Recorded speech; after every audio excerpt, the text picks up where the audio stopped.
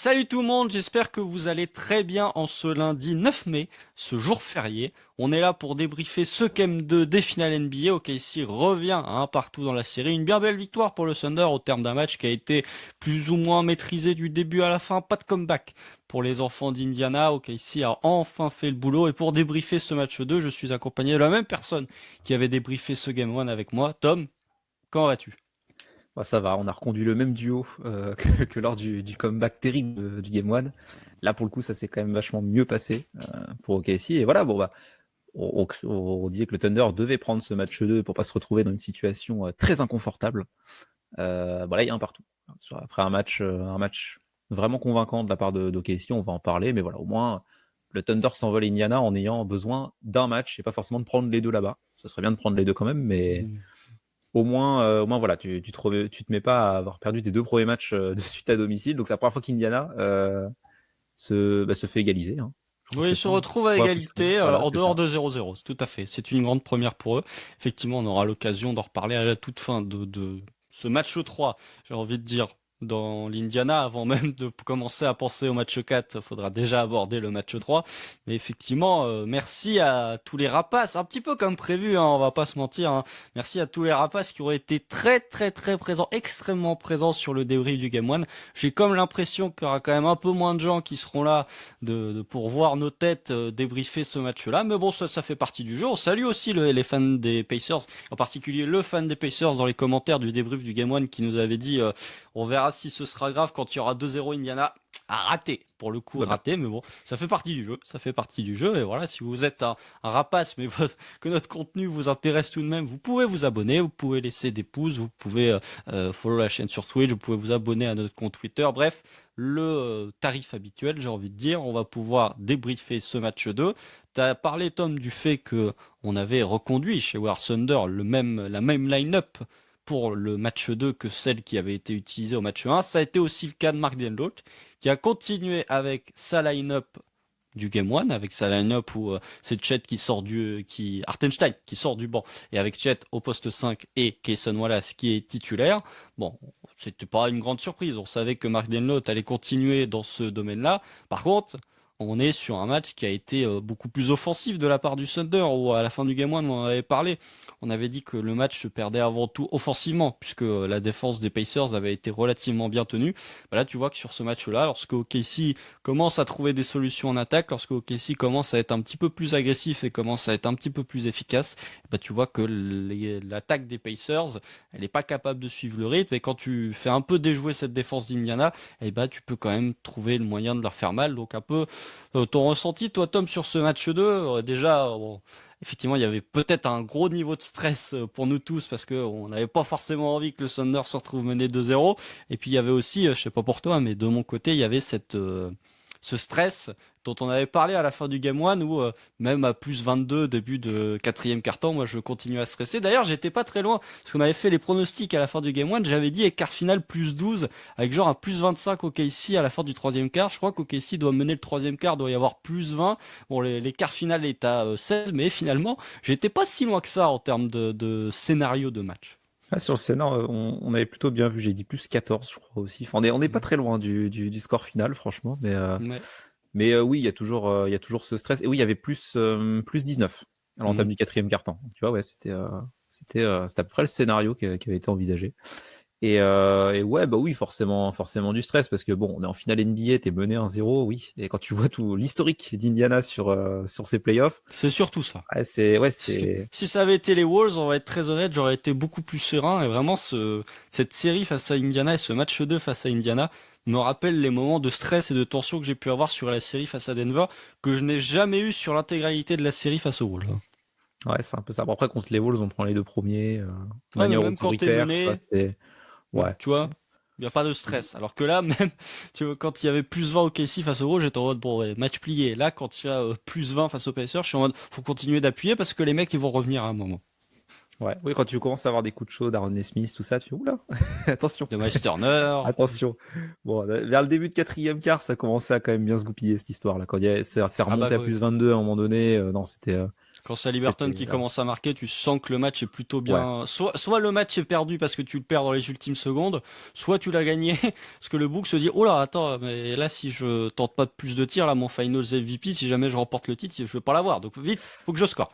ouais, là, sur les 2 premiers matchs de la série, je suis pas sûr que si Indiana gagne le titre, je mets Haliburton MVP des finales, hein, concrètement. Mais ouais, non, forcément un peu de tension avant ce match, mais surtout vu l'entame de match, on en parlera après, mais l'entame de match n'a pas trop rassuré là-dessus. Mais c'est vrai que voilà, on a eu le run d'OKC second quart, OKC a tenu l'avantage. C'est vrai que contre beaucoup d'équipes, on se serait dit à la mi-temps, bon, c'est quand même bien parti cette histoire.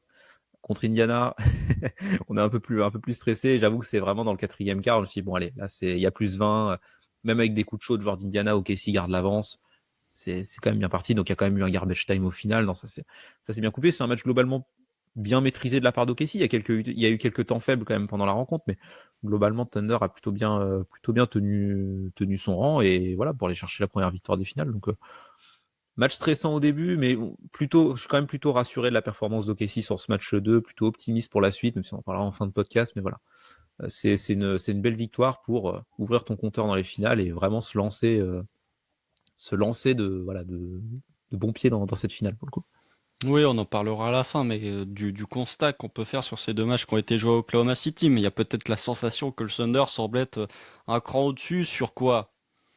9 des 12 cartons Non, je ne sais pas compter. 6 des 8 cartons du match. Je suis déjà dans le match 3, moi. Sur 6 des 8 cartons, peut-être, des 2 matchs, tu dois en avoir, ouais.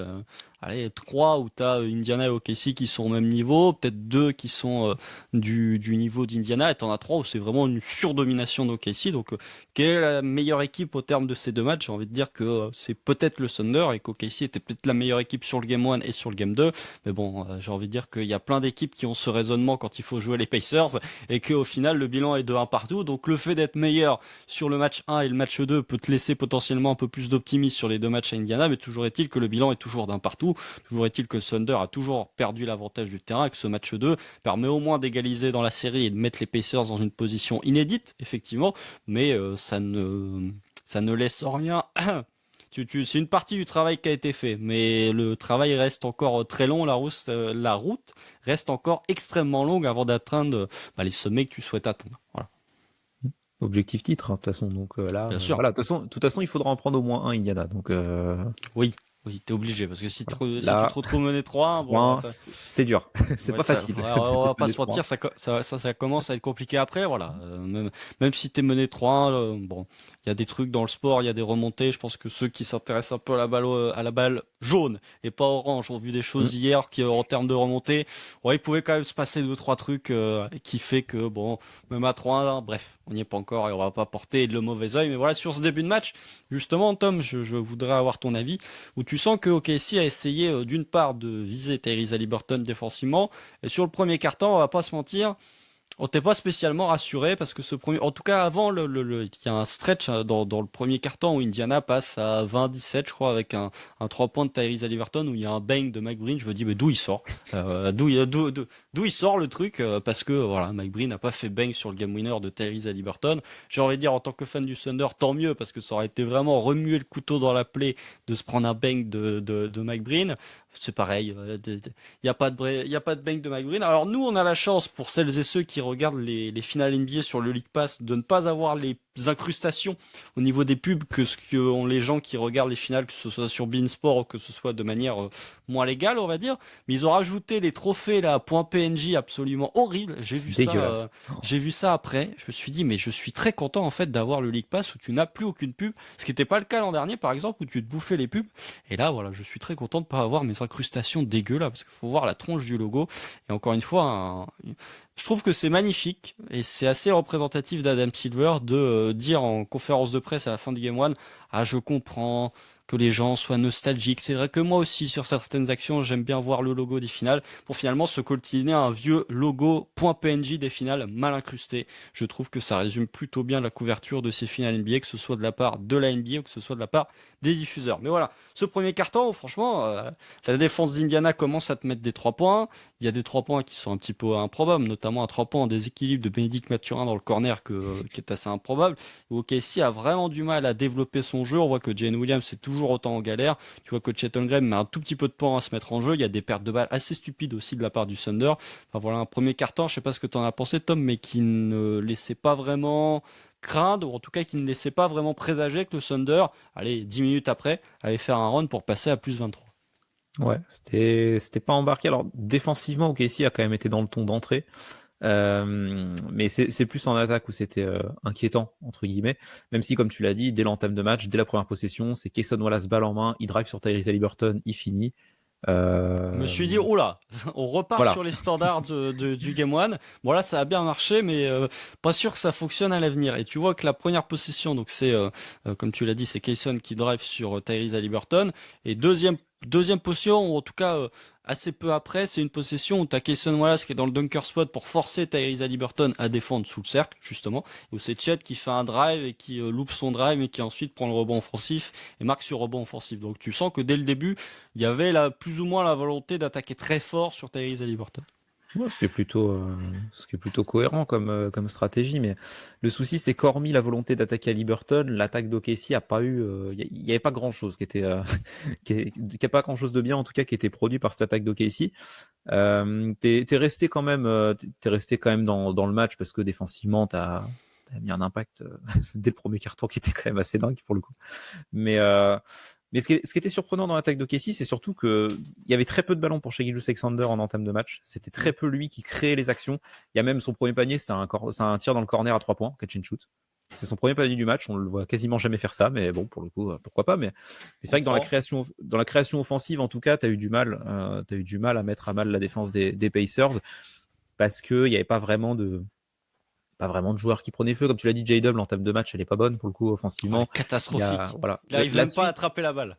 Ah non, il avait du savon sur les mains dans le premier mi-temps. Ah Je sais pas ouais. ce qui se passait. Ah, il y a un moment, il sort et j'ai l'impression qu'il va se laver les mains, il revient et là, il arrive à attraper la balle. Ça va un peu mieux. Ah, je sais pas, mais franchement, sur drive, il se fait piquer la balle et t'as un moment, c'est juste une simple action où il reçoit la balle, mais même recevoir la balle sans pression de la part du vis-à-vis, tu sentais que la balle, elle lui glisse un peu des mains, elle la repasse à Ouais. Shai Gilgeous-Alexander. Je me dis, oula, c'est compliqué là pour le coup, Jalen Williams.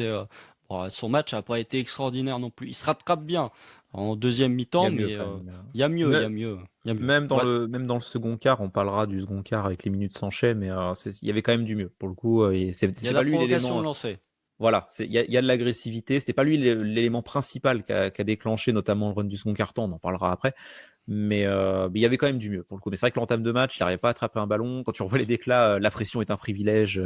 Ah ouais, C'est l'entame de voilà, match, elle est compliquée. Mais je on compte sur remarque moi. Bon, je remarque que Jane Williams est de mon avis, puisque lui aussi, il explique qu'être un joueur de troisième année, ça n'est pas un argument pour dédouaner de ses mauvaises performances. Donc voilà, je suis ravi que Jane Williams soit de mon avis. Quand t'es All-Star, quand t'es All-Defensive et quand t'es All-NBA, le niveau enfin, à quel point t'en es dans ta carrière, j'avoue que bah, lui comme moi, on a l'air de s'en fiche un peu. Donc on va juger sur ses performances. Et pour le coup, sur le Game 1, on avait dit que c'était insuffisant. Là, sur ce match 2, c'est un peu mieux, même si on va dire que des deux larrons dont on attendait le plus une réaction entre Chet et lui, c'est lui qui a fait le moins bon match. voilà. C'était pas. Il finit quand même à quasi 20 points. De 5 l'agressivité. sur Il y a du 14 mieux. au tir, mais bon, bref. Ouais, c'est ça. Ça a manqué de réussite. Mais au moins, il y avait de l'agressivité. C'était mieux. Enfin, je préfère voir cette version de Jalen Williams qui est quand même vachement plus impliqué dans le jeu offensif d'OKC et qui a des meilleurs tirs, qui fait des meilleurs choix quand même pour le coup. Mais oui, l'entame offensive d'OKC était vraiment pas convaincante. Et oui, tu te retrouves, en fait, c'est là où c'était un peu inquiétant, c'est que tu vois que défensivement, tu terrifies Indiana. Défensivement, on parlera de Chet aussi. Hein. La première mi-temps défensive de Chet Holmgren, c'est un délire total. Vraiment, ça faisait en vérité assez longtemps entre guillemets que j'avais pas vu Chet aussi fort sur une mi-temps totale défensivement. C'est aussi dominant comme on peut le connaître. J'ai pas le souvenir d'un match de playoff où vraiment c'est flagrant à ce point-là. Mais Indiana restait quand même au contact parce qu'il y avait des tirs un peu miraculeux dont tu as parlé, Mathurin dans le corner. Enfin, il y avait, je sais même plus si c'est en premier carton ou Neymar aussi fait un tir un peu en déséquilibre dans le corner où ça rentre. Je sais plus si c'est Ouais, premier carton ou pas, mais je suis pas sûr de ça. En tout cas, ce que je sais, c'est que Indiana marque 7 paniers sur le premier carton. Il y en a 5 à 3 points. Il y en Ouais. a 5 à 3 points, donc à 2 points, ils ont été complètement inexistants. En première mi-temps, vraiment, ils sont dans une impasse absolue sur leur tir à 2 points.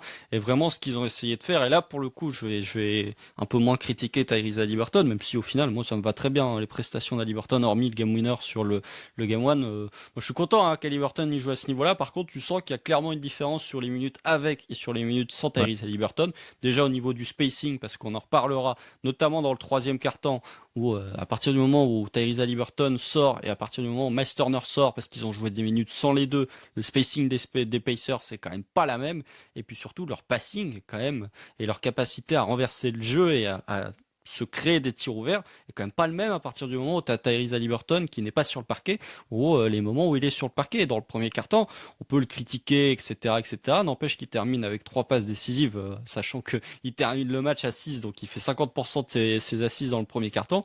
Et puis surtout, il y a la volonté de sanctionner dans les corners et de sanctionner le côté faible. Et je trouve que du côté d'Indiana, les angles de passe de Tyrese Haliburton, la capacité de jouer avec l'intérieur et de trouver des passes qui sont capables de renverser le jeu et de renverser, t'as un côté du parquet qui est surchargé par OKC et que lui est capable de trouver le joueur ouvert dans le corner du côté faible, donc du côté où toute la défense d'OKC n'est pas concentrée, et ben c'est quelque chose que t'as pas chez l'intégralité des autres joueurs des Pacers et t'as pas ces renversements de jeu à partir du moment où il est pas sur le parquet. Donc c'est sur ce point-là qu'on pouvait être craintif parce que tu trouvais vraiment Haliburton enfin tu voyais vraiment Haliburton qui systématiquement sanctionnait le côté faible et systématiquement sanctionnait les corners, si bien et si bien que moi je me disais mais fermez-les à un moment ces corners, c'est pas possible là.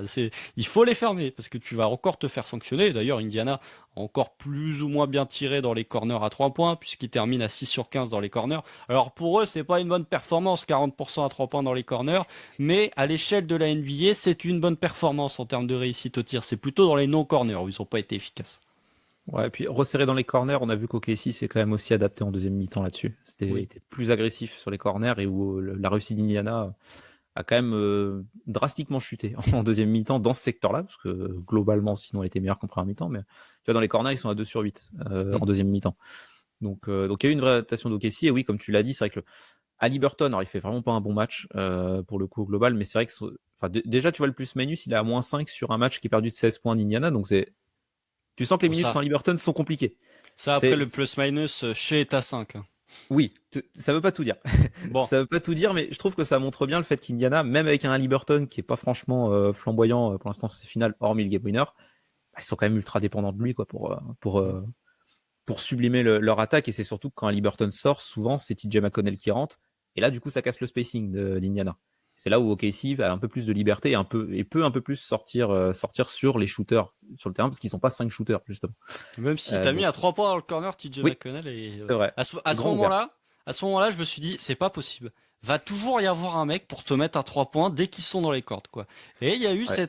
cette sensation au fur et à mesure du match, hein, on en reparlera. Début de troisième quart-temps, c'était Miles Turner, puis fin de troisième quart-temps, c'est Aaron Smith. Les Bougs ont toujours un mec qui va te mettre 5 ou 6 points de suite. À partir du moment où ils sont dans les cordes, j'avais l'impression de revoir le Christian Brown face aux Nuggets quoi. C'était vraiment t'as toujours un gars quand ils sont à -12, -15, au moment où ils sont vraiment dans les cordes, t'as toujours un Boug pour te sortir 5-6 points de nulle part et c'est jamais le même gars. Il y a Siakam aussi quand ils font leur 10-0 en sortie de deuxième quart. Enfin, il y a toujours cette sensation. C'est pour ça que les mecs sont toujours dans les matchs parce qu'ils ont toujours quelqu'un qui est capable de mettre 6-7 points en 2 minutes 30 pour potentiellement leur éviter de prendre complètement l'eau. Ouais, ils ont facilement l'emoji flamme de NBA 2K, quoi. C'est là, là, je te cache pas que la séquence à Rodney Smith, j'étais pas bien. Parce qu'il en met 2 ou 3, je crois. Enfin, franchement, relou le mec. C'était Klay Thompson, quoi. Mais oui, enfin, pour le coup, voilà, Indiana a réussi après à exploiter les corners, mais par contre, si on peut embrayer sur ce qui était bien dans le premier quart-temps, défensivement au KC, Indiana a tenté 2 tirs au panier dans le premier 0 quart-temps. point dans la peinture 0 point. au premier quart. 0 point. Et pourtant, ils essayaient de sortir Chet de la raquette. C'est ça qui était assez choquant, c'est qu'ils faisaient tout ce qu'ils pouvaient pour sortir Chet de la raquette, et souvent même, ils le sortaient, et des fois même, ils jouaient une ISO avec un guard face à lui. Je me souviens de possession avec Andrew Nembhard qui joue une ISO sur Chet ou quoi. Mais même ça n'a pas marché parce que OKC a été très bon déjà pour protéger la peinture et pour ne rien laisser. Pour le coup, ils étaient totalement OK avec le fait qu'Indiana artille de loin. Et même sur la première mi-temps, Indiana tente 22 tirs à 3 points. Et franchement, il y en a pas mal, c'est des tirs par dépit. Surtout De dans le plus en deuxième. plus, surtout dans le second quart-temps, de plus en plus. Là, quand les corners, ça commençait à moins passer, etc. Enfin, Tu vois que les mecs ils tentaient les tirs qu'ils pouvaient quoi pour le coup. Et ouais non, la première mi-temps défensive d'OKC pour le coup, là où l'attaque a mis du temps à se mettre en place, la première mi-temps défensive d'OKC elle est pas t'as pas fait les mêmes choses pour être dominant défensivement, mais c'est comme au Game 1. Game 1, t'avais provoqué un camion de perte de balles et t'étais injouable défensivement. Là, c'est par rapport à ta protection de cercle notamment et le fait de donner que des mauvais tirs à Indiana que t'as été excellent et ça passe. Je sais pas si tu veux embrayer directement sur Chet Holmgren, mais ça passe quand même par l'impact de Chet qui est délirant quoi. Sur les possessions en ISO où il sortait de la raquette, il était là au contest. Pour protéger le cercle, dès qu'il venait, tu voyais que le mec, son lay-up, bizarrement, il partait contre la planche et ça touchait à peine l'arceau. Enfin, il y a un impact défensif de Chet Holmgren sur cette première mi-temps qui est assez dingue, franchement. En plus, il met 9 points en fin de premier quart pour lancer l'attaque. Donc vraiment, la première mi-temps de Chet Holmgren, ça passe principalement par la défense, mais elle est vraiment excellente pour le coup. Ouais, les deux. Non, non, l'attaque, hein. Franchement, même si je dois parler de la première mi-temps de Chet, pour moi, c'est même plus l'attaque que la défense, hein. Bah, les Parce que 9 points font du bien, quoi. Parce que tu perds 27 et je crois que c'est 27 et il te met 9 points de suite pour mener euh, 26-20. je sais pas Enfin, si enfin il doit mettre 9 points à la fin du premier quart-temps, ça je sais. Il y a encore un 3 points sur la ligne, ce qui devient un petit peu sa spécialité. ouais, On va ça l'appeler c'est dommage ça. on va l'appeler le Caleb Martin, je pense du Thunder, puisque Caleb Martin a aussi cette capacité à toujours avoir le pied sur la ligne. Après Chet, il fait du 72 en pointure de pied, ce qui est pas le cas de Caleb Martin, mais c'est difficile de rentrer les grands pieds, de les garder derrière la ligne à 3 points, surtout que Grand fan de généralement quand Kevin Durant. Hein. Grand, Grand fan de bah, de Kevin toute Durant. façon, ça se voit, ça se voit. Mais il a un peu ce truc aussi, Chet, quand il prend les 3 points en catch and shoot, de resituer un petit peu ses pieds au moment où il fait la réception de la balle et de prendre d'avancer un peu le pied au moment de la réception. Donc du coup, ce qui fait qu'il peut souvent se retrouver derrière la ligne à 3 points. En tout cas, ce qu'il peut faire, qui mord justement la ligne au moment de prendre son catch and shoot. Mais non, moi, c'est offensivement que je le trouve extrêmement bon parce que première possession, je crois, du match, ou en tout cas première possession pour lui, je crois qu'il doit perdre un ballon. Il me semble que c'est le moment où il perd un ballon. Et après, Casey a essayé de... Tu vois, tu parlais du fait que dans le premier carton, chez Gilgeous Alexander était très peu à la création, en tout cas était très peu l'initiateur des attaques de Casey. Je pense qu'on en reparlera après. Il a été plus initiateur sur certains aspects. Et même la défense d'Indiana a essayé de changer. J'avoue que j'ai pas trop compris pourquoi Indiana a décidé de rendre la vie plus dure à Shai Gilgeous-Alexander qu'au Game 1. Mais du coup, en rendant la vie plus simple aux autres, puisque leur plan tactique, c'était quand même on laisse la superstar marquer. Par contre, les role-players sont jamais en confiance. Là, pour le coup, bah, ça a aussi été facilité par le playmaking de Shai Gilgeous-Alexander qui a été exceptionnel. Mais j'ai trouvé qu'ils avaient été beaucoup plus agressifs sur ce Game 2 que sur le Game 1, notamment off-ball où ils essayaient de lui refuser un petit peu l'accès à la balle en mettant de la pression très forte sur lui. Mais par contre, ça libérait des espaces à Chet Holmgren, ça libérait des espaces à Jalen Williams. Et où globalement, l'attaque du Thunder, on va pas se mentir, à partir du moment où elle joue beaucoup plus collective que ce que ça a été le cas sur le Game 1, ce qui n'était pas difficile en soi de faire plus de passes sur le Game 2 que sur le Game 1, bah t'as trouvé ce moyen de déstabiliser un petit peu cette défense d'Indiana et je trouve que Chet, il a beaucoup opéré depuis la ligne à 3 points. Alors il a mis un peu dedans en termes de shot making, hein, parce qu'il met un 3 points aussi en fin de premier quart-temps où c'est une superbe passe de chez. Il y a le 2 points où il mord la ligne à 3 points. Il y a un moment, je sais plus si c'est dans le premier quart-temps où il fait une pump fake à 3 points, ça doit être Aaron Nesmith qui doit mordre à la feinte et ensuite il doit finir. Il y a un drive sur Miles Turner aussi. Enfin voilà, Chet, je l'ai trouvé très intéressant et il a répondu dès le premier quart-temps quoi. Et tout de suite, effectivement, c'est pas la même quand tu réponds offensivement pour Chet Holmgren, c'est pas la même pour OKC. On avait parlé à la fin du Game 1 en disant que les role players devaient s'améliorer. Bah, pour le coup, ta deuxième et ta troisième option, même si elles font pas un match dantesque, j'ai envie de dire offensivement, surtout pour Jane Williams, bah, le fait qu'elle soit quand même pas en dessous de tout, comme c'était le cas au Game 1, ça montre que bah, dans la lignée d'Archie Gilgeous-Alexander qui a été parfait avec un banc, on en parlera, là, des deux larrons là, qui ont été extraordinaires, et bah, toi aussi, tu es capable de mettre des cartons offensifs à cette équipe d'Indiana. Ouais, clairement. Et Chet, oui, c'est 7 points de suite qu'il met. C'est que dans le 9-0, t'as un layup d'Isaiah Joe, là, où Super layup. monstrueux, monstrueux. Et la passe d'Hartenstein. Je parlerai du passing d'Hartenstein aussi. Non, mais on Mais peut en parler maintenant, puisque c'est dans le premier carton qu'on le voit ou c'est dans le c'est deuxième carton?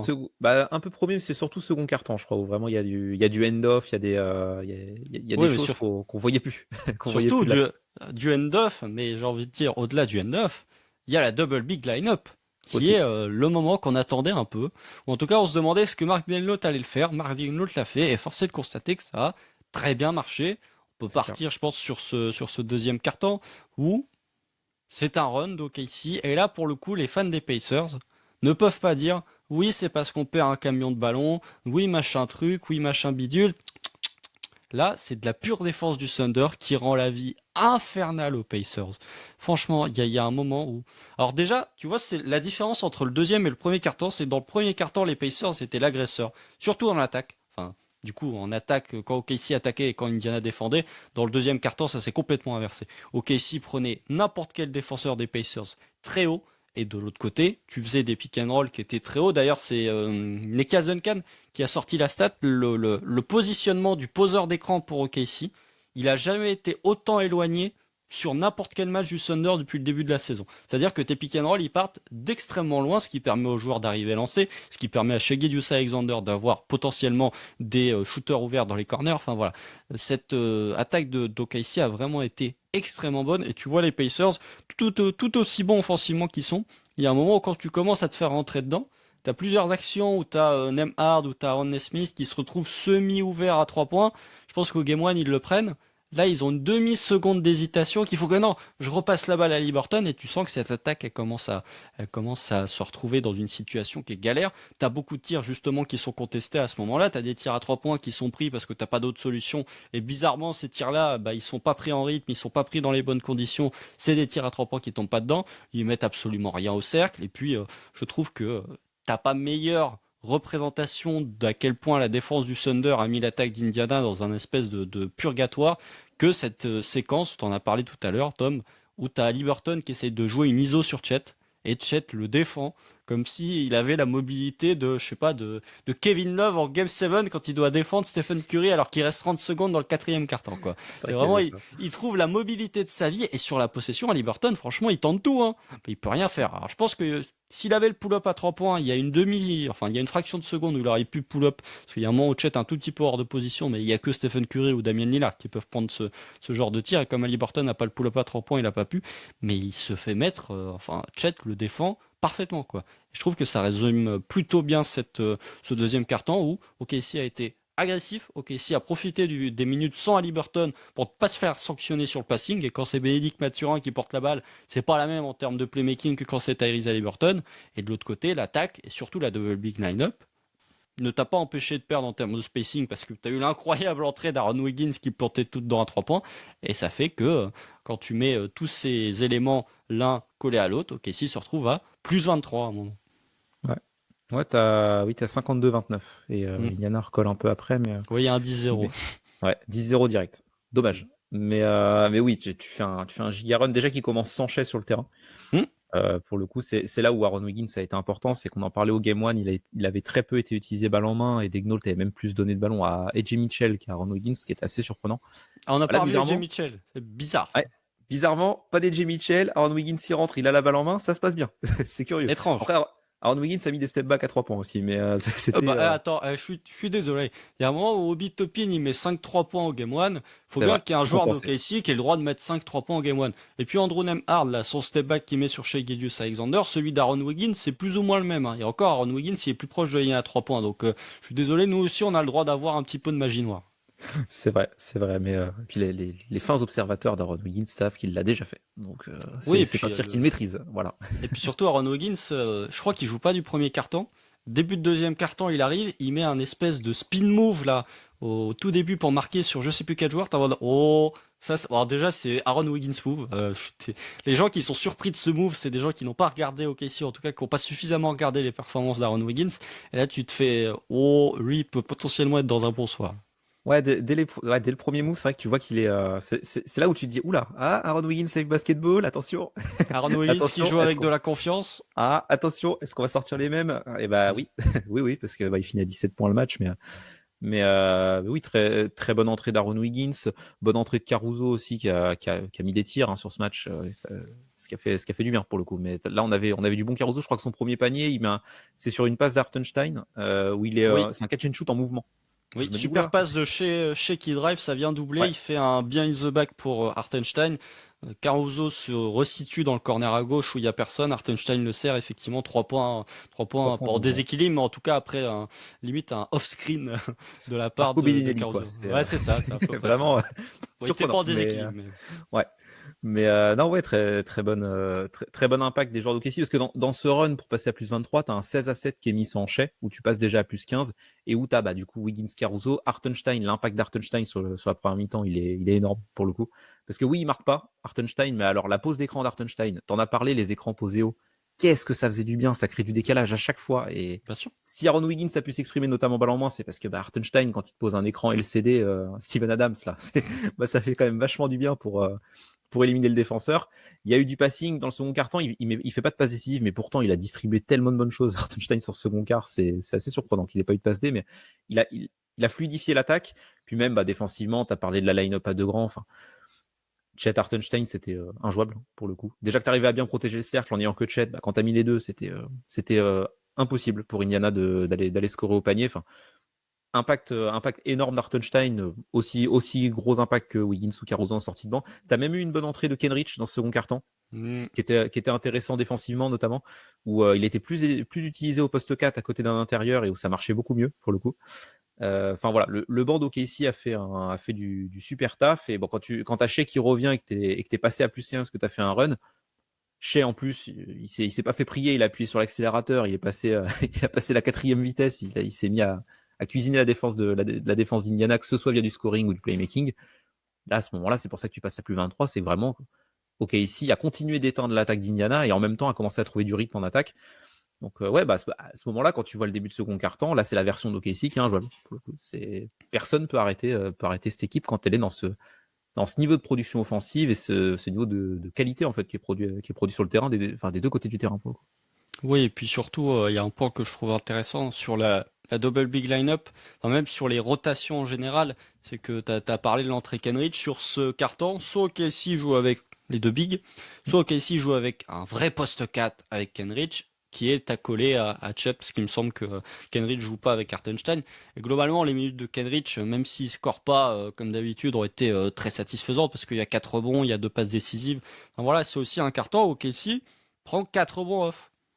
C'est aussi c'est important de le noter, c'est un carton où Casey a au moins su prendre des rebonds offensifs parce que justement tu avais de la taille avec ces deux intérieurs là. Indiana prend 3 rebonds offensifs mais ils prennent les 3 sur la dernière possession de la mi-temps où personne les défend et où ils prennent rebond sur rebond. Enfin c'est le seul moment où Indiana est un peu performant sur le rebond offensif. Et puis voilà l'association des deux. Hartenstein a bien défendu pour le coup. Hartenstein a très bien défendu. Alors sur le premier carton, tu le vois arriver, tu fais oula, ça va être compliqué parce que le pick and pop Meisterner et Tyrese Haliburton, il le subit quand même pas mal. Et puis il joue sur une bonne partie des minutes sans Meisterner sur le passage où Hartenstein est sur le parquet.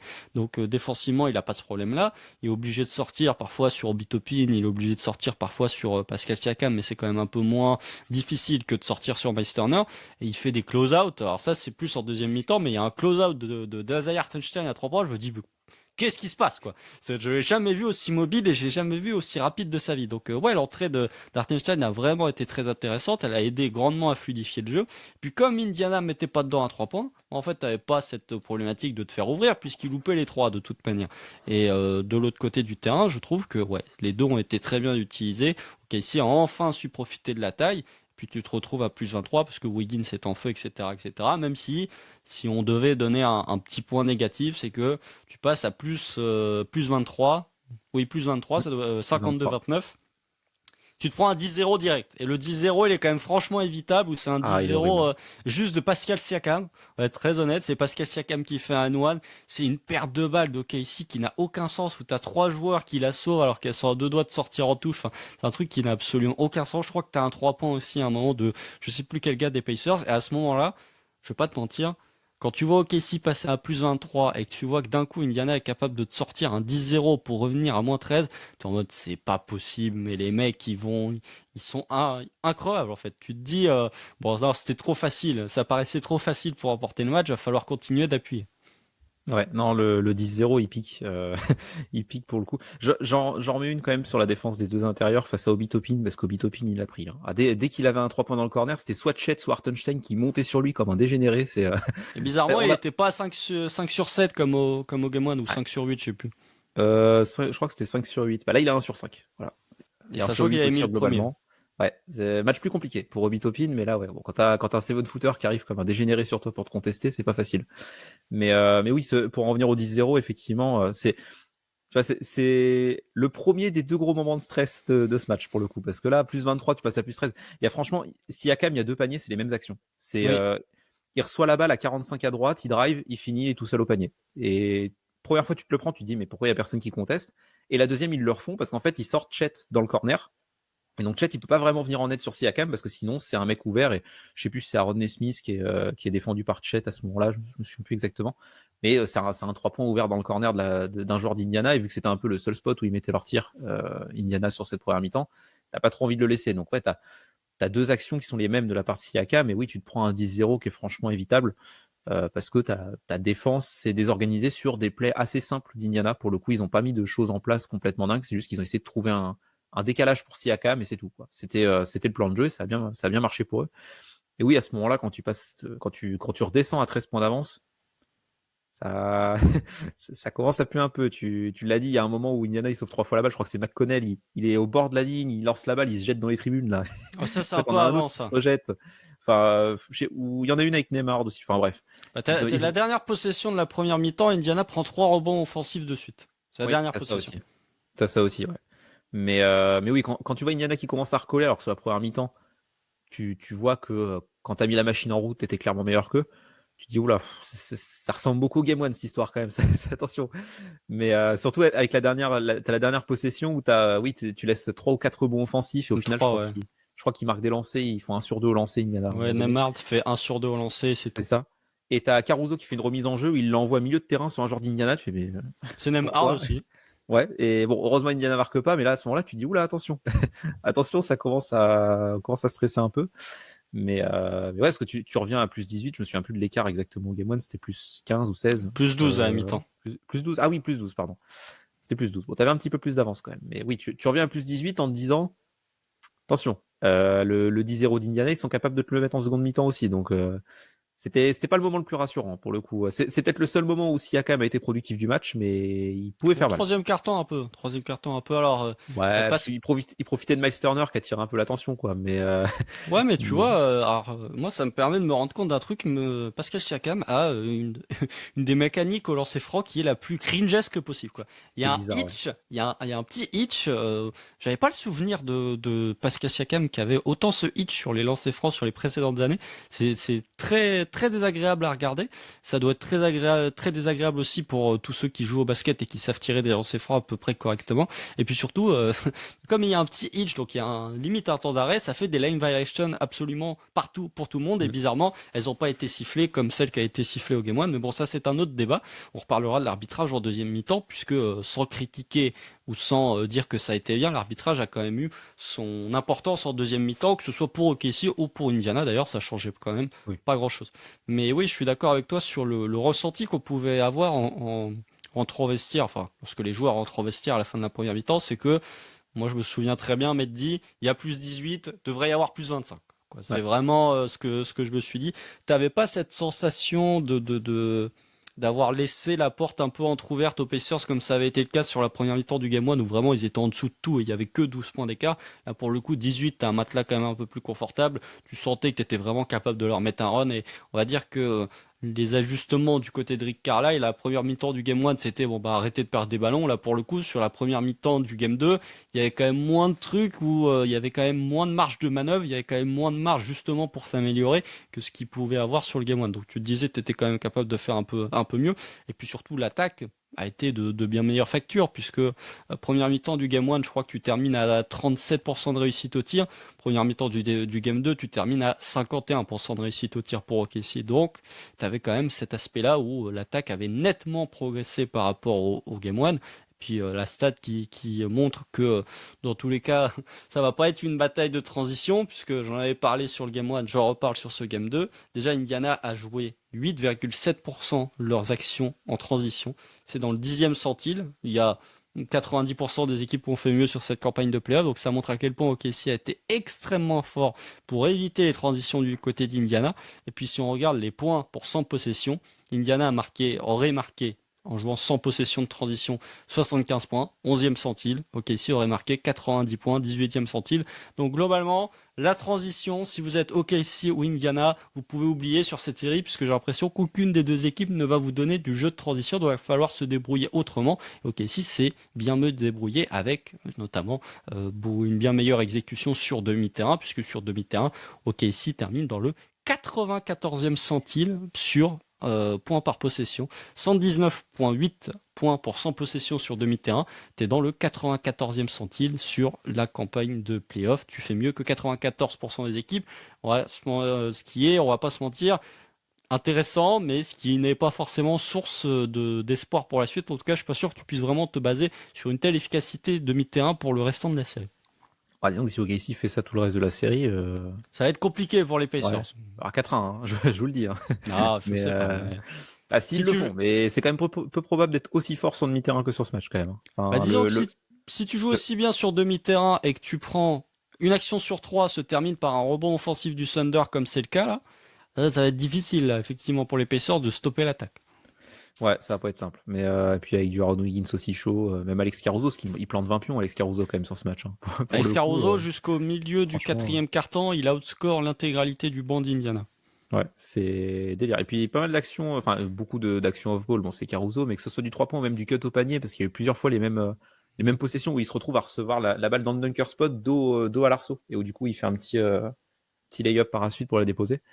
Mais oui, si OKC a le même niveau de justesse offensive que sur ce match-là sur demi-terrain, ouais, ça c'est bien parti quoi. Ce sera bien embarqué pour le coup. Ouais, faudra faire ça. Mais effectivement, tu parlais d'Alex Caruso dans le dunker spot. Moi justement, ça me fait penser au début de 3e quart-temps où le début de 3e quart-temps est quand même un peu inquiétant puisque OKC laisse Indiana, enfin permet à Indiana d'être dans le bonus alors qu'il reste 10 minutes 20 dans le quart-temps.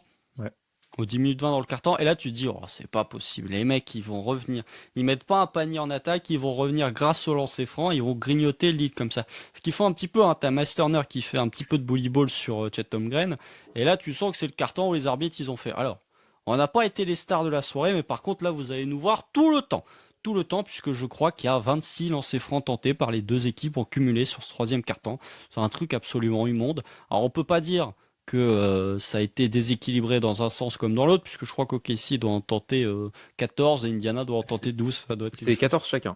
14 chacun 28 et t'as 9 fautes d'OKC, 8 d'Indiana. Pour le coup, les arbitres ont fait n'importe quoi, mais ils ont avantagé personne. C'était pourri pour les deux. Franchement...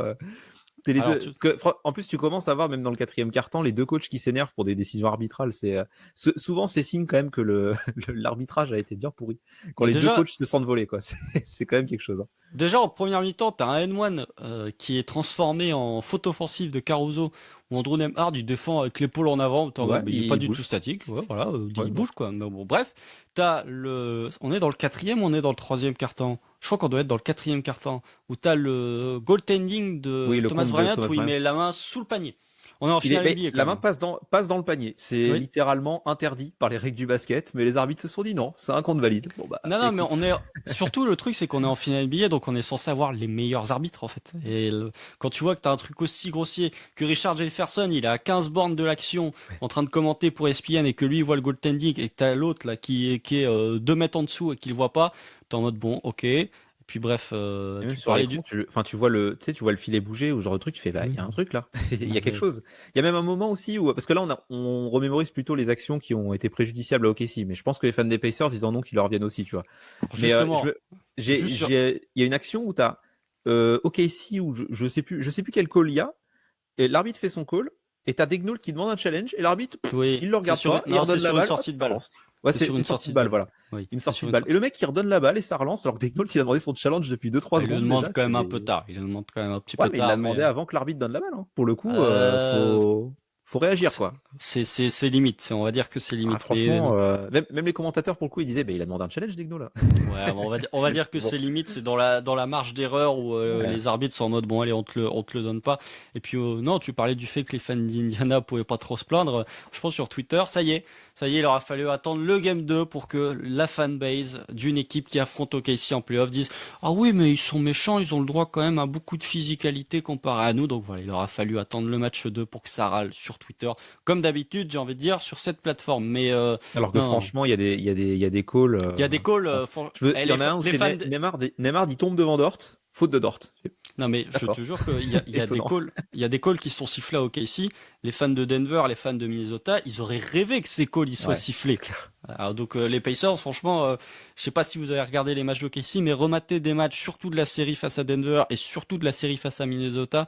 Revoyez certaines actions qui sont pas sifflées à OKC et ne vous estimez pas malchanceux. Ou en tout cas, ne vous estimez pas mal arbitré par le Thunder, parce qu'en termes de physicalité autorisée, en termes de physicalité, faut que j'arrête de dire physicalité, ça n'existe Le pas en français. contact, quoi. En termes de contact physique, en termes d'intensité, vous êtes clairement pas ceux qui êtes les plus lésés sur ça au niveau de l'arbitrage. Mais bref, sur ce troisième quart-temps, tu commences à avoir Miles Turner qui se met un petit peu en jambe. Enfin, t'as Miles Turner qui se met beaucoup en jambe puisqu'il doit mettre 3, 5, il met 8 points de suite pour Indiana.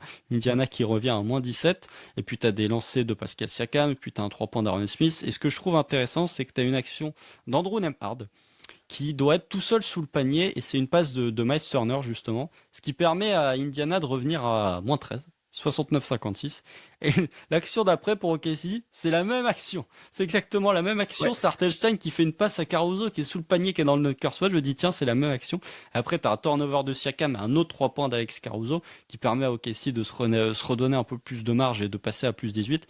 Et j'ai envie de dire, puisqu'on n'en a pas parlé alors que son match est extraordinaire, ce troisième quart-temps, c'est le moment où Shai Gilgeous-Alexander a fait, bon, j'ai été très honnête en première mi-temps, hein, puisque je termine la première mi-temps à 15 points, 4 passes, 3 rebonds, 2 interceptions, 1 contre. Je suis très bon en attaque et je suis très bon en défense aussi, hein, parce qu'on avait parlé sur le Game 1, il avait été très bon défensivement, et là, sur ce Game 2, il est encore extrêmement bon défensivement. Chez depuis le match 5 face aux Wolves, on a l'impression qu'il s'est réveillé en défense et grand bien lui a fait. Sur ce carton, il a vraiment pris les commandes du scoring et tu le sentais beaucoup plus agressif, et tu sentais que lui a profité justement du fait qu'OKC se soit aussi, comme les Pacers, retrouvés dans le bonus à un moment pour aller chercher sur des fautes, pour aller sur les lignes des lancers, et puis pour permettre au Thunder d'éviter de douter, j'ai envie de dire, dans ce match, ou en tout cas d'éviter qu'Indiana recolle plus que ce qu'Indiana avait recollé dans le troisième quart-temps justement du Game 1. Ouais, il a bien profité du changement arbitral. En première mi-temps, Shea était défendu de manière assez physique pour le coup par Andrew Nembhard. Et on l'a dit sur la première mi-temps, Indiana avait plus l'envie de freiner Shea, ce qui était assez surprenant parce que du coup tous les role-players autour ont pu se mettre en rythme. Mais sur le troisième quart-temps, il a plutôt bien négocié ça parce que il y avait plus aucun contact qui était autorisé. Si tu souffles trop près de ton ton attaquant, il y a faute. Donc il a provoqué 6 lancers. Il a eu raison d'être agressif pour le coup. Et oui, sur ce troisième quart-temps, il régale. Même sur la fin de quart-temps, il met un cross sur Mathurin à un moment donné qui est. Si ça finit en panier, Il rate le tir, malheureusement, il rate le tir. Si ça finit en panier, c'est une des actions des finales. Hein. Franchement, il est violent. Mais oui, il est excellent au playmaking. Il est très bon off-ball défensivement, notamment il gratte 2 ballons. Deux ballons, et je crois que sur le match, de toute façon, il fait 5 ou 6 deflections. Il a été très présent et très important dans la prestation défensive d'OKC. Ouais, dans le troisième quart aussi, vu qu'il y a eu moins de pression défensive, il avait un peu plus d'espace pour s'exprimer. Et en fait, oui, il met 12 points dans le troisième quart-temps et il a un job, quoi. Il enchaîne les bons choix pour le coup, même si tous les tirs rentrent pas. L'exécution offensive de la part de Shai Gilgeous-Alexander c'était excellent, quoi, pour le coup. Et c'est ça qui a fait du bien à OKC quand t'as se recoller avec Miles Turner qui bully ball sur Chet, puis après écarte Hartenstein de la raquette, où Miles Turner, t'arrives pas trop à trouver de solution pour le défendre. C'est Shai qui te remet dans le droit chemin avec des bonnes actions offensivement. Donc ouais, il a fait beaucoup de bien. Globalement, son match, il est excellent, hein, à Shai, parce que c'est pas un match où il fout 45 points, 12 passes, hein, mais Bon, enfin bon, 34 points, 8 passes, 4 interceptions. Ah ouais, c'est pas mal. C'est le quatrième joueur en finale NBA à faire ça après Isaiah Thomas des Pistons. Enfin, je devrais même pas dire des Pistons, Isaiah Thomas, tout court. LeBron James et Jimmy Butler. Donc bon, c'est quand même une stat, la ligne de stat, elle est très costaud. Ouais, elle est très honnête. Puis l'efficacité. C'est une belle ligne de stats, mais qui est pas. On a déjà vu des lignes de stats plus fortes de Shai, mais par contre, en finale. En finale, non, parce que c'est la première fois qu'on le voit. Mais... Non, mais une ligne de stats comme ça, oui. en finale NBA, avec la qualité défensive, enfin avec la qualité de sa prestation défensive, pour le coup, c'est un très gros match de Shai Gilgeous-Alexander. Et puis surtout, tu vois, tu parlais du fait que les choix étaient bons. Au niveau du playmaking, Indiana, il va falloir qu'il trouve une solution parce que Shea split la double team systématiquement. Ouais. Donc je sais pas. Et ça, c'est un truc. Franchement, le nombre de fois on en a parlé, notamment sur la série face à Denver, où il n'arrivait pas à split les double teams. Ah, par contre, t'as l'impression en fait que Shea Gilgeous-Alexander sur cette campagne de playoff et en particulier sur ce match 2, il a tellement vu toutes les couvertures possibles que pouvait lui proposer la défense qu'il a une réponse pour tout. Alors le tir va pas toujours rentrer. Franchement, il y a très peu de couverture défensive que les Pacers proposent qu'il n'est pas capable de contrer, quoi. La zone, ils ont essayé un tout petit peu de zone, ça n'a pas marché. Les double teams sur chez Gilgeous-Alexander, que ce soit sur le game 1 ou sur le game 2, il les split systématiquement. Le fait de venir aider et de venir concentrer l'aide sur le panier, enfin sous le panier pour empêcher les drives de chez Gilgeous-Alexander, bah, qu'est-ce qu'il fait? Il fait une passe dans le corner. Et c'est là où tu vois déjà toute la progression de son playmaking parce qu'il l'aurait pas toujours fait l'an dernier, on va être très honnête. Et tu vois qu'en première mi-temps, il fait une passe, il fait un kick-out dans le corner pour Caruso, la passe elle lui arrive dans les chaussettes. Là, tu te dis, bon, ça, c'est du chez Alexander qu'on connaît quand il faut faire un kick-out. La passe, elle est jamais dans le bon tempo. Et dans le troisième carton, justement, il fait une passe enfin, il fait un kick-out dans le corner pour Jane Williams. Et là, pour le coup, elle est typiquement dans le bon tempo. Ouais. Donc, je trouve que sur ce match-là, chez Alexander, c'est typiquement le match où Indiana lui tente toutes les couvertures possibles et imaginables. Mais comme il a globalement vu toutes les couvertures, parce que les couvertures ont tellement été variées, que ce soit la série face à Denver ou la série face à Minnesota, qu'il est en mode, bon, je vais trouver le moyen de scorer, je vais trouver le moyen de casser justement cette défense-là. Ouais, c'est ça, c'est qu'il a vu ce qui se faisait de mieux défensivement. Je sais pas, parce qu'à l'Est, il y avait quand même des belles défenses potentiellement qui pouvaient être proposées sur lui, mais oui, il a eu des grosses adversités défensivement. Il a galéré. Contre Denver, oui, bon, contre Minnesota, un peu moins. Mais contre Denver, il a quand même bien galéré pour s'en sortir de cette défense. Mais du coup, c'est ça tout le problème d'Indiana, c'est que c'est une défense moins bien organisée que celle de Denver. Et c'est une équipe qui a pas le matériel pour défendre Shea. Tu vois, ils n'ont pas par exemple, de long ailier ou ce genre de choses. Donc, Ah, ils ont pas vraiment le personnel pour défendre Shea. Tu vois, ils essayent de mettre du Nembhard qui était plutôt bon en première mi-temps, mais malgré ça, Shea, il met quand même ses 15 pions. Ils essayent de mettre du Nesmith pour être un peu plus physique, notamment. Enfin, bah justement, ils essayent pas trop. Je pense que c'est le point négatif que j'ai lu de la ouais, part de la fanbase des Pacers, c'est qu'ils mettent beaucoup Bénédicte Mathurin pour défendre oui, sur Shea, alors ah, qu'il y ça a c'est Aaron moins bien. Nesmith qui est sur le parquet. Alors ça, j'ai pas compris effectivement Il y a pourquoi ils ont quelques fait ça. séquences, mais après, le peu de séquences qu'on a vu de Nesmith sur Shea, je trouve pas ça très concluant. Mais après, faut peut-être qu'il y ait un plus gros échantillon pour pouvoir juger. Non, Mais mais surtout, effectivement, mais c'est vrai que Mathurin, je vois pas trop enfin, même s'il a fait quelques trucs intéressants défensivement sur ses playoffs, Mathurin, mais c'est pas le niveau d'Aaron Nesmith, quoi. Enfin, c'est vrai que c'est assez étonnant, pour le coup, mais tant mieux, hein. Moi, s'il préfère mettre Mathurin, s'il voulait mettre McConnell d'ailleurs au match 3, pourquoi pas, hein. non, mais Ça il y en a marche. un qui prend Mais, tarif, le pauvre Ben Shepard. Il ouais. prend tarif à chaque fois. Et je sais plus, bon, sur Shea, c'est une catastrophe, vraiment, il peut pas le tenir, le pauvre. Et je sais plus contre qui il se fait malaxer aussi dans le quatrième quart-temps.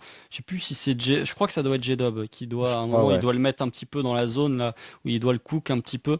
Franchement, Ben Shepard, c'est très, très, très compliqué pour lui d'exister défensivement dans cette série. Et à chaque fois, il se fait démolir par Shea Gilgeous-Alexander et tu sens que, ouais, les deux seuls qui peuvent un petit peu le tenir, c'est Nembhard et Nesmith, qui sont les deux défenseurs attitrés, on va dire, des Pacers. Et puis, moi, il y a un truc que je trouve intéressant, et c'est la différence, par exemple, avec le Game 1, c'est que ouais, Indiana, ils ont beaucoup fermé l'accès au cercle, hein. Les nombres de paniers tentés au cercle par OKC a drastiquement diminué entre le Game 1 et le Game 2, puisque tu passes de 41% de tes tirs tentés au cercle sur le Game 1 à seulement 21 sur le Game 2. Par contre, chez Gilgeous-Alexander, en termes de shotmaking, oh, c'était très costaud, hein, sur ce match, beaucoup plus costaud que c'était au Game 1 où il loupait des tirs qui étaient faciles, en tout cas faciles pour lui, qui étaient rentrables pour lui. Là, pour le coup, il y a beaucoup de tirs à mi-distance qui sont très contestés. On a revu un petit peu de post-up, et ça me fait plaisir. Ça fait plaisir du post-up chez où justement, bah, t'as l'aide qui vient. Ça donne un 3 points de Caruso dans le corner, où c'est une séquence où t'as Caruso qui donne la balle à Shea. Ça doit être sur transition suite à une perte de balle. Shea fait un post-up, ressort la balle à Lou Dort qui est face au panier plein centre du parquet, qui redonne à J-Dub, et J-Dub fait l'extra passe pour Caruso qui sanctionne dans le corner. Donc on voit que quand Shea Gilgeous-Alexander fait du post-up, il est capable de se passer de belles choses en attaque pour OKC. Et puis il y a un moment, il rejoue un autre post-up, je sais plus sur qui c'est. C'est après le goaltending refusé à Thomas Bryant où il fait un fade-away un peu à la Kobe ou à la Jordan où ça tombe dedans. Enfin voilà, le match de Shea Gilgeous-Alexander est vraiment exceptionnel. Et sur ces deux matchs, bah, il n'y a pas trop de débat sur qui est le meilleur joueur de la série. Et puis globalement, c'est Shea Gilgeous-Alexander qui fait plus que répondre présent sur ces deux premiers matchs de finale. Oui, ouais, il est très fort. Après, il n'y a pas trop de suspense sur qui va être le meilleur joueur de la série. Tu vois, c'était plus Mais le là, il y a un supporting gap, là. cast ou voilà. Mais là, ouais, c'est. Je sais pas qui est le meilleur joueur des Pacers sur cette série pour l'instant d'ailleurs, mais Même pas hard. facile.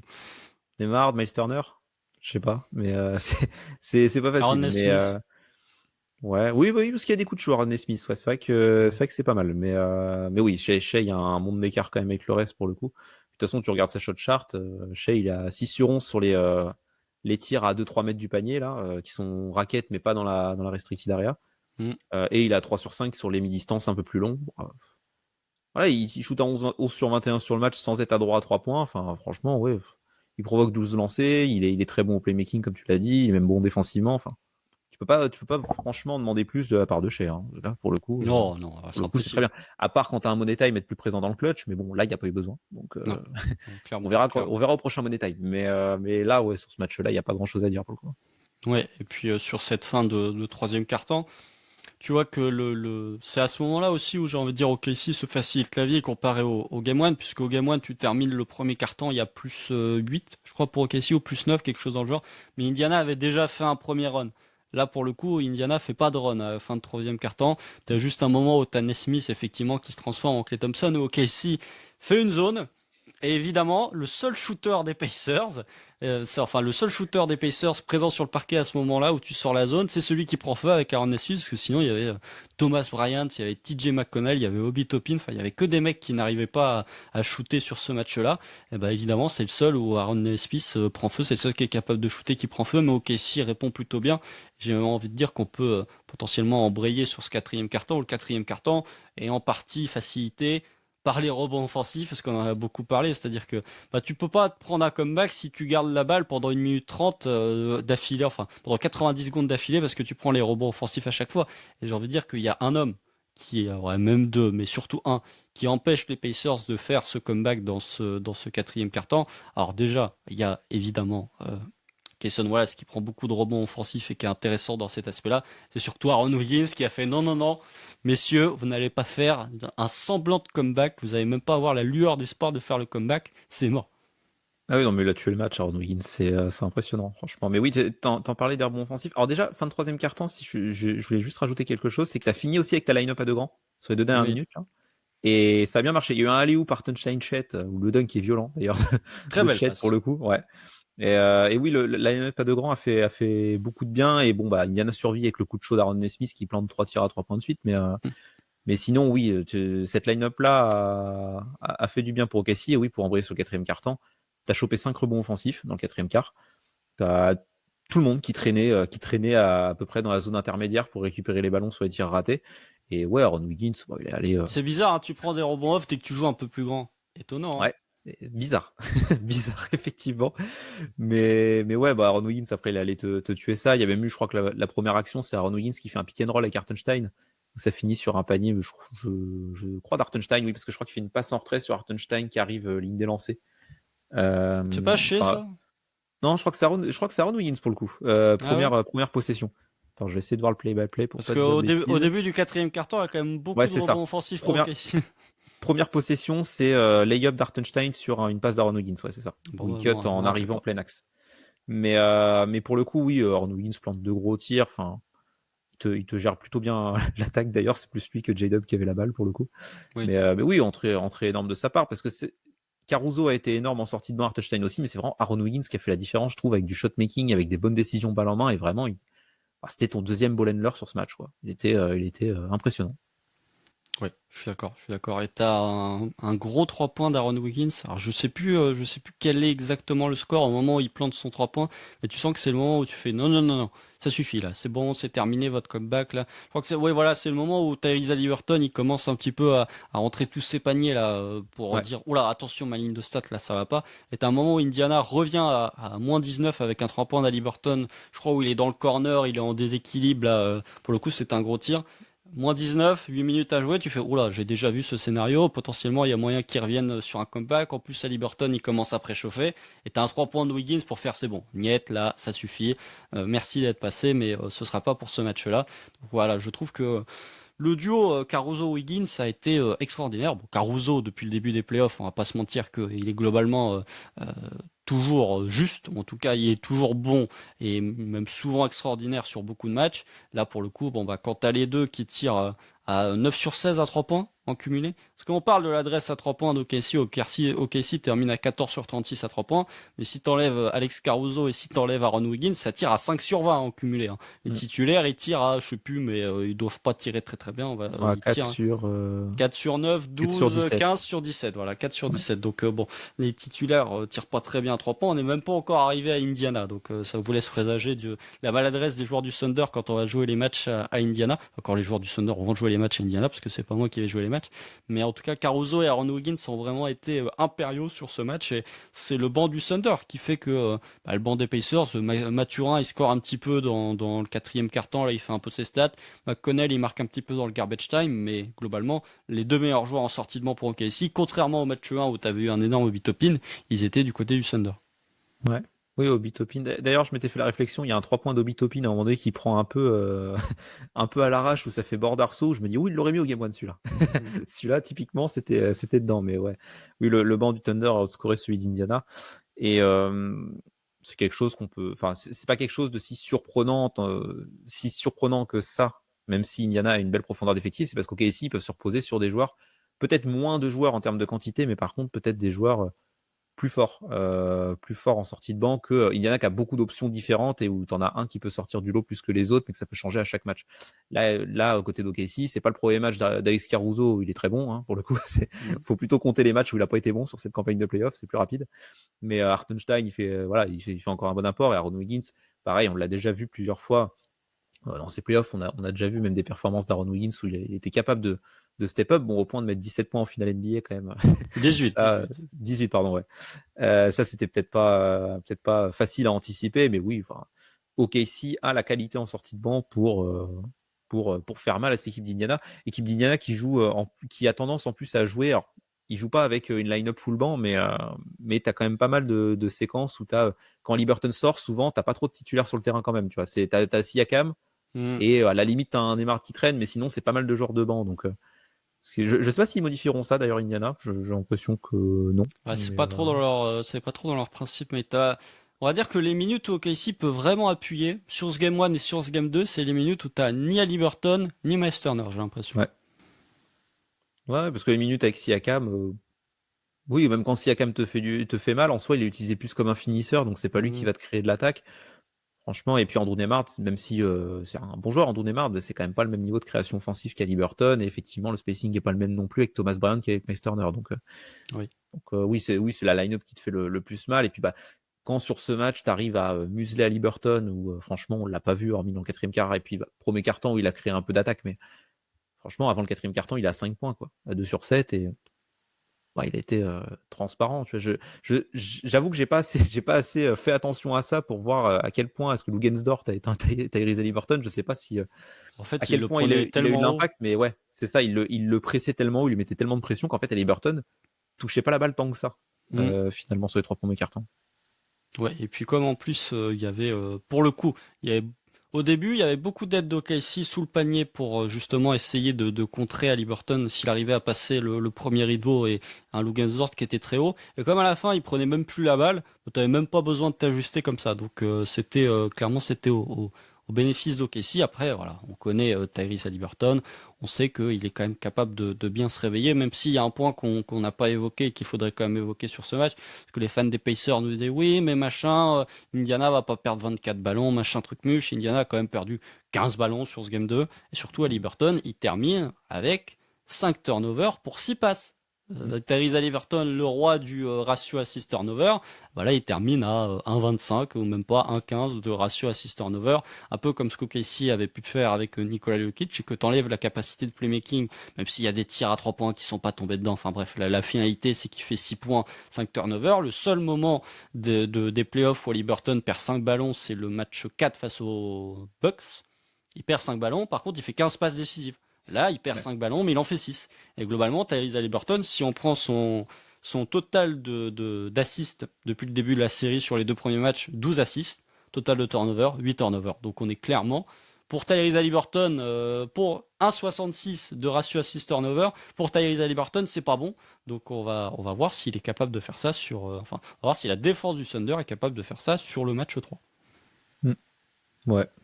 Bon, je pense qu'on a bien, On peut on a bien passer à la fini. suite. Ou alors on parle du garbage time avec le 3 points de Jane Non, Williams, mais bon, je ça suis ne pas sert sûr, à quoi. rien. Ça ne sert à rien. On peut effectivement passer sur ce match 3. Globalement, une victoire maîtrisée d'OKC dans ce match 2 qui a montré que bon, ça allait quand même bien les comebacks venus de l'espace, mais OKC était quand même pas les Bucks, OKC n'est pas les Knicks, OKC n'est pas les Cavs, et OKC ne perd pas ses 2 premiers matchs à domicile, même si les Bucks ils ont pas perdu leurs 2 premiers matchs à domicile, mais bref, vous aurez compris.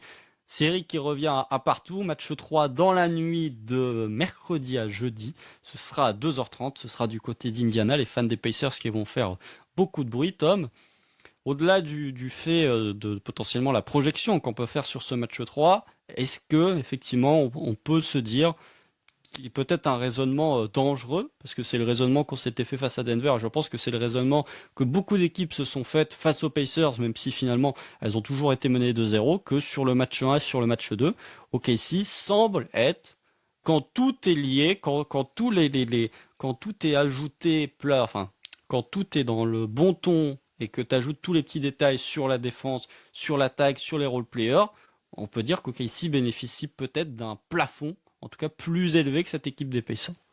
Oui, oui, pour le coup.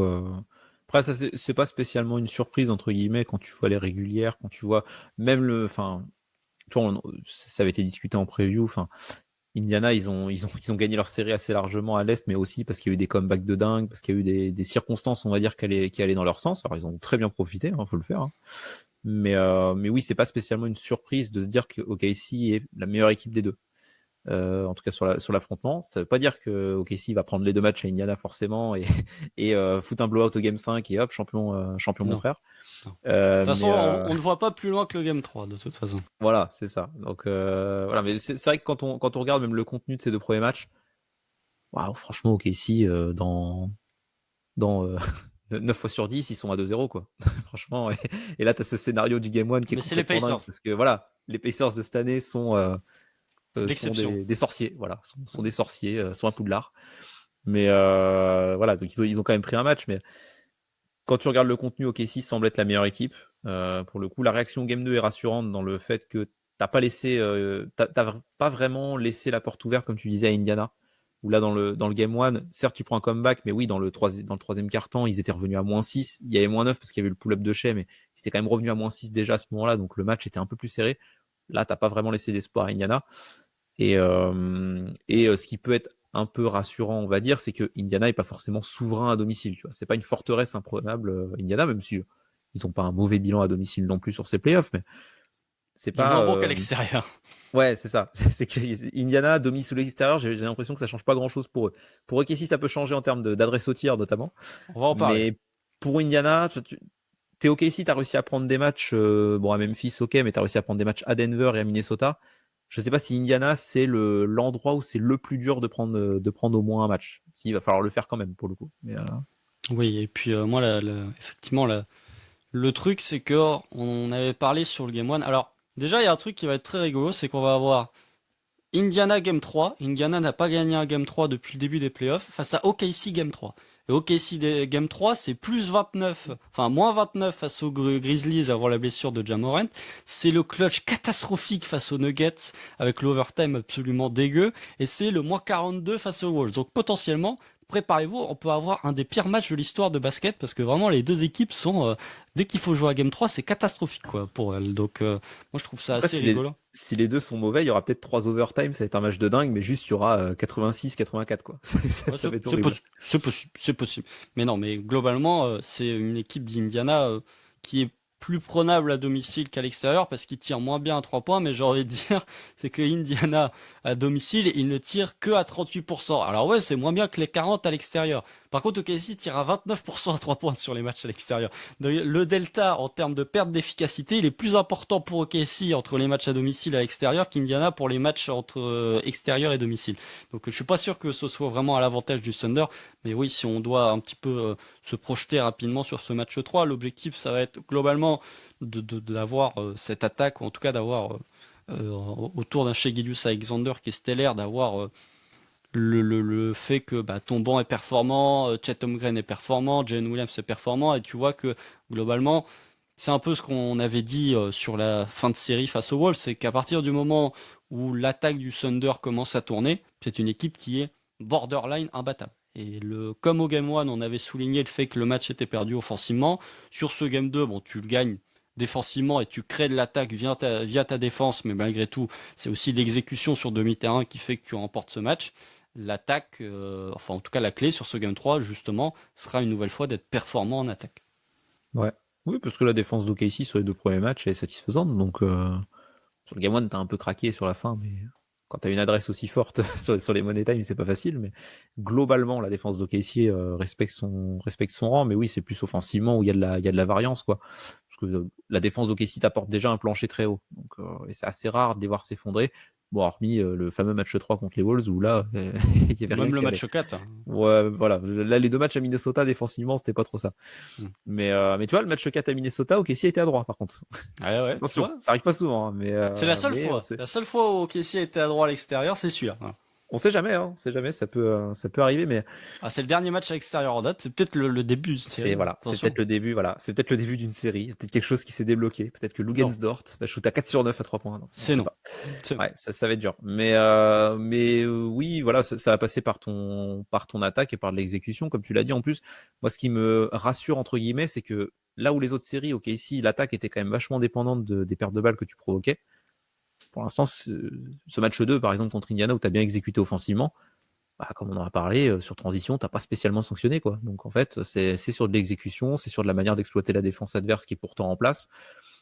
Donc je me dis que oui, ok, si à limite un peu de marge, tu vois, si jamais tu arrives à faire un peu exploser cette défense de transition d'Indiana, là ça peut Bon vite courage, devenir hein. compliqué pour eux. Ça va pas être facile, hein, pour le coup. Ouais, parce que Ils personne sont n'y pas- arrivera. Donc, autant ils ont pas une défense élite, mais autant ils ont quand même des bases solides sur la défense de transition en tout cas. C'est pas une mauvaise défense Indiana non plus, hein. Ah non, bah non, c'est la meilleure Voilà, c'est loin de défense ça. de De transition des playoffs. Donc, toute façon, ça va être. t'arrives pas en finale avec une mauvaise défense, hein. Pour le coup, Si, c'est tu peux. Enfin, tu les peux y Caps, aller quoi. avec une défense moyenne. Les Caps de LeBron, quoi, à l'époque. Mais bon, c'était Oh, ça l'attaque défend. menée Non, par LeBron et Kyrie, quoi. oui, et puis Mais- ça défendait pas si mal. C'est plus aux Nuggets 2023 que je pense en étant Ah, une défense moyenne. c'était une défense, ouais, c'est ça, c'est moyenne correcte, quoi. Mais tu vois, c'était pas une mauvaise défense non plus, la défense la défense de Denver. Mais oui, enfin voilà, ça va passer par ton attaque parce que ta défense, il y a assez peu de doutes sur le fait qu'elle va exécuter, hormis match 100, mais sinon, globalement, ça devrait le faire. À voir, à voir si tu arrives à prendre le game 3 d'entrée. Dans tous les cas, oui, l'objectif, comme on dit, c'est de prendre au moins un match à Indiana. Ça, c'est le minimum, parce que sinon, mener 3-1, revenir au game 5, ça va être très dur. Ou alors, ce sera des finales légendaires. Mais je préférerais qu'on revienne à 2-2, je t'avoue, hein. Je m'en fous un peu des finales légendaires. Non, je Mais, préfère revenir à 3, mais bon, c'est pas. oui, tant qu'à faire. 3-1 OKC, pourquoi pas. Pas En un plus, 3, hein, attention. mais bon, voilà, ça a pas mal dépendre de l'attaque effectivement et de ta capacité surtout de tes role players à sanctionner. Parce que chez, pareil, on a assez peu de doutes sur le fait qu'ils puissent produire. Sur la capacité, j'ai envie de dire, de sanctionner sur les minutes sans Haliburton, aussi bizarre que ça puisse paraître, puisque même si Haliburton ne fait pas des très grandes finales, faut quand même être capable de sanctionner parce que tu sens que l'attaque est quand même pas la même à partir du moment où il est pas sur le parquet. Donc sanctionner sur les minutes sans Haliburton, sanctionner sur les minutes sans Miles Turner, on va dire que utiliser tous les joueurs là, les Obi Toppin, les Ben Shepard, les Bénédicte Mathurin, si ces joueurs-là sont dans un jour sans, comme ça a été le cas sur le Game 2, qu'OKC soit capable d'appuyer sur les faiblesses de ces joueurs-là, et comme de l'autre côté, comme de l'autre côté sur les titulaires des Pacers, tu sais qu'il y a personne qui va pouvoir te mettre un énorme éclat au scoring, hormis une énorme performance d'Haliburton qui rentre tout à 3 points, ou Siakam qui te démonte, et bah potentiellement avoir un espèce de finalement, aussi paradoxal que ça peut être lorsqu'on évoque l'attaque des Pacers, avoir un espèce de plafond de verre en termes de points marqués si les role-players tombent pas dedans, parce que le starting 5, tu sais que, contrairement à Shai Gilgeous-Alexander qui globalement va t'en coller 35 à chaque performance ou à chaque prestation, tu as pas trop ce joueur-là du côté du starting 5 des Pacers. Donc peut-être limiter l'apport du banc, toi espérer que tes role-players continuent de mettre dedans, typiquement les Aaron Wiggins, typiquement les Alex Caruso. Alors, je demande pas à ce qu'ils, enfin, si, ce serait, moi, je leur demande de faire 9 sur 16 au match d'après à 3 points, mais je suis pas sûr que ce sera le cas. Peut-être que les starters retrouvent un petit peu d'adresse. Ça va être typiquement un moment où tu auras cruellement besoin de Jalen Williams. Faudra être meilleur que, alors, il a été meilleur au game 2 qu'au game 1, mais il faudra qu'il soit encore meilleur, je pense, au game 3 qu'au game 2, parce que potentiellement, les role-players, on sait qu'à l'extérieur, c'est toujours un peu plus compliqué pour eux de mettre dedans. Et puis ouais, dernière question que j'ai envie de te poser, Tom, avant le pronostic bien sûr sur ce Game 3, est-ce qu'on repart sur cette double big line-up? En tout cas, est-ce que Mark Delno a trouvé ses rotations, peut-être en sortant Isaiah Joe, hein, même si je pense pas qu'il sortira, mais en augmentant le temps de jeu de d'Aaron Wiggins et en passant tout le temps avec au moins un big et même avec des minutes à deux bigs. Je pense que ouais, on va plus trop avoir de small ball pour le coup. Et comme je disais au Game 1, fallait pas faire trop une erreur de lecture sur Indiana. C'est que c'est certes une équipe qui espace, mais c'est une équipe qui est tout le temps assez grande. Donc et là pour le coup, tu l'as vu sur ce match 2, c'est que toi aussi tu as tout le temps été assez grand sur le terrain et ça a vraiment bien marché pour le coup. Ils ont pas trop pu exploiter ça, hormis le début de troisième quart avec Miles Turner qui fait bully ball sur Chet quoi. Et c'est une line-up où t'as que Chet et c'est J-Dub ton poste 4. Donc alors sur le 5 majeur, je pense que Daignault va garder Kayson dans le 5 pour le coup. Oui, ça me Mais par semble contre, assez mais par contre, logique. ouais, je pense que tu vas beaucoup plus utiliser ta line-up à deux grands. Et c'est aussi bizarre que ça puisse paraître, parce que contre Denver, on a vu que c'était un truc qui marchait de moins en moins bien, alors qu'on pensait que c'était peut-être le truc à faire pour une match-up face à Denver. Et contre Minnesota, ça n'a pas du tout marché, où là aussi, pourtant, tu avais Randle, Gobert, Nasrid, quasiment tout le temps, tu en avais deux des trois sur le terrain. Bah, c'est peut-être contre-intuitif, mais c'est peut-être contre Indiana que la line-up à deux grands peut te servir. Parce que oui, on le voit sur ces deux premiers matchs, Isaiah Hartenstein, en fait, il est très pertinent sur le terrain. Il fait un vrai bon début de série, donc Et même pertinent en si sortie de banc, tu vois. voilà, c'est ça. C'est plus simple pour lui de jouer contre des bancs NBA que contre des titulaires, ce qui était le cas quand il était starter. Forcément, il joue contre une opposition plus faible. Donc c'est Et peut-être aussi puis pour ça qu'il est meilleur. et puis surtout le problème pour Hartenstein, c'est Miles Turner. C'est pas tant Thomas Bryant, Toby Toppin, Pascal Siakam, tu vois. C'est plus le spacing de Miles Turner où bah pareil, on l'a vu sur le début de troisième quart où Chet sort très tôt parce qu'il prend deux fautes et qu'il y a le bully ball de Turner. Bah Turner, il s'est mis à espacer le terrain et Mm. Hartenstein sortait de la raquette et il avait plus de mal à produire. Donc en sortie de banc, t'as un bon équilibre parce que quand il rentre, c'est souvent pas Miles Turner sur le terrain. Mm. Il est beaucoup plus pertinent là-dessus. C'est plus facile de close out sur Obi Toppin ou même n'importe quel intérieur d'Indiana. Donc oui, on va voir plus de line-up à deux grands et oui, tout le temps avoir un grand sur le terrain. C'est vrai que le small ball a pas très bien marché au Game 1 et faire du small ball. Alors, moi, une tentative de small ball avec Kenrich en 5, je suis jamais contre, mais on voit pareil que Kenrich, ses minutes au poste 4 à côté de Chet, elles sont quand même vachement plus pertinentes aussi. Donc je pense que Daignault va pas trop retenter ce small ball et il va tourner à 8 plus Kenrich, quoi. 8 plus Kenrich, et peut-être qu'il va retenter à Isaiah Joe, parce que là, sur le match, Isaiah Joe, il joue que 4 minutes, mais quand il rentre, il a des tickets shoot, tu vois. Autant, il les a pas mis, mais au moins, tu as essayé quand même d'utiliser Isaiah Joe. Il y a même un 1-2 de Joe Hartenstein, où bah, le panier d'Isaiah Joe, il vient de ça, où c'est un 1-2 entre les deux, et où ça finit sur un layup de Joe, mais tu as essayé de l'utiliser, donc je pense qu'il va quand même le mettre, mais tu vois, dans les mecs qui vont pas bouger, enfin, qui vont avoir des minutes, pour le coup, je pense qu'il y en aura 8 plus Kenrich, et pas mal de. Enfin, pas mal. Tu auras tout le temps à l'intérieur et pas mal quand même de line-up à deux grands, plus en tout cas que ce qu'on pouvait anticiper avant la série. Mm. Prono? Est-ce que OKC reprend l'avantage, sachant qu'Indiana aussi comme OKC, n'a toujours pas perdu deux matchs d'affilée dans ses playoffs 2025. Donc qu'est-ce qu'on fait? Enfin, on revient, non, mais en tout cas, OKC passe à 2-1 et du coup met Indiana dans une position qui est plutôt inconfortable pour le match 4. Et là, pour le coup, si OKC prend le match 3, on va voir si les poignets commencent pas à trembler un petit peu du côté des Pacers pour le match 4, ou alors tel Denver sur le match 3 de la série, c'est Denver qui passe devant à 2-1 et qui du coup met OKC dans la quasi-obligation de remporter le match 4. Pas facile le prono, tu vois. J'ai toujours pronostiqué OKC, mais c'est celui-là où Oh, j'hésite le plus, tu vois. Non, je vais mettre 2-1 OKC quand même, mais pas facile. Tu vois, si Indiana le prend le match 3, je suis pas si surpris.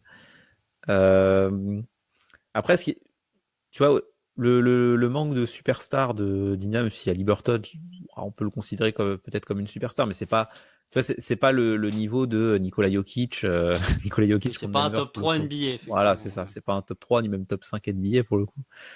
Mais oui, je vais mettre OKC parce que le Thunder est la meilleure équipe pour l'instant sur l'affrontement.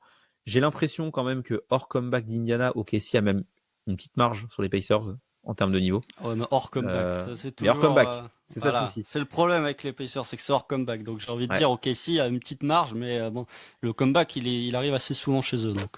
c'est ça. Mais c'est pour ça que j'hésite, notamment. C'est parce que tu mènes 2-6 à l'entame du quatrième quart-temps à Indiana.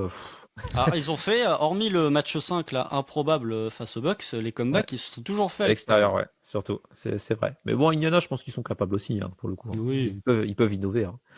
Mais ouais, non, je vais mettre OKC parce que j'ai l'impression que le Thunder a aussi trouvé quand même a trouvé des aspects tactiques et des solutions face à cette équipe d'Indiana pour être plus dur à exploiter. On va dire, tu vois, l'enseignement que tu peux tirer des enseignements en tout cas de ce que tu as fait sur les matchs 1 et 2 et te baser là-dessus pour te dire, ok, on a des certitudes sur ce qui marche et ce qui marche pas, entre guillemets. Tu vois, la line-up à deux grands et le fait de mettre tout le temps à l'intérieur, ça marche plutôt bien. Tu arrives à bien utiliser Hartenstein en sortie de banc. Il peut y avoir une incertitude à la limite sur l'apport de Cason Wallace, tu vois, comment mieux l'exploiter dans le 5 majeur notamment, mais sur la manière d'utiliser ton secteur intérieur et du coup, notre enseignement, c'est le fait de ne pas utiliser de small ball. Bah, ça t'a coûté cher au game 1 et au game 2, tu as vu qu'en n'utilisant pas de small ball, ça te posait pas trop de soucis et que Hartenstein, tu avais moyen de bien l'utiliser. Je trouve qu'OKC peut se baser là-dessus pour faire mal à cette équipe d'Indiana. Et comme tu l'as dit, Indiana, ils ont, hormis coup de chaud énorme d'Haliburton ou Siakam, ils n'ont pas vraiment de joueur qui peut te mettre 30 pions et t'éteindre totalement. Donc, j'ai l'impression, tu vois, que le Thunder suffit qu'il y ait un J-Dub, parce que là, J-Dub fait un meilleur match sur le game 2 que sur le game 1, ce qui est pas très compliqué. Mais le match 2, il est pas non plus fantastique de la part de Jalen Williams. Pour peu que sur le match 3, il a un peu de rythme et qu'il tape la barre des 20 points, qu'il soit plus propre, etc. Suffirait d'une performance de J-Dub comme ça, et Indiana, j'ai bien envie de voir comment ils peuvent répondre à ça, parce que ça va pas être facile.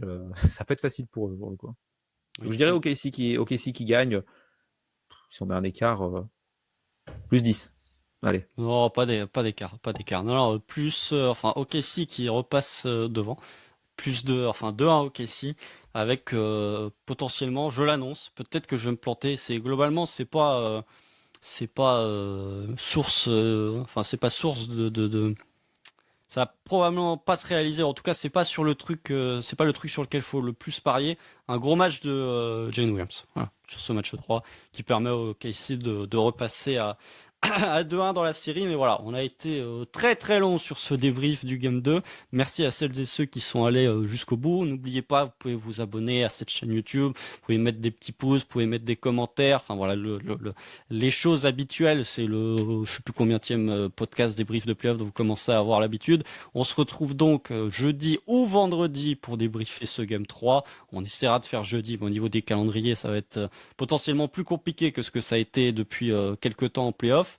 D'ici là, portez-vous bien. Et puis voilà, on se retrouve au débrief du Game 3. Salut!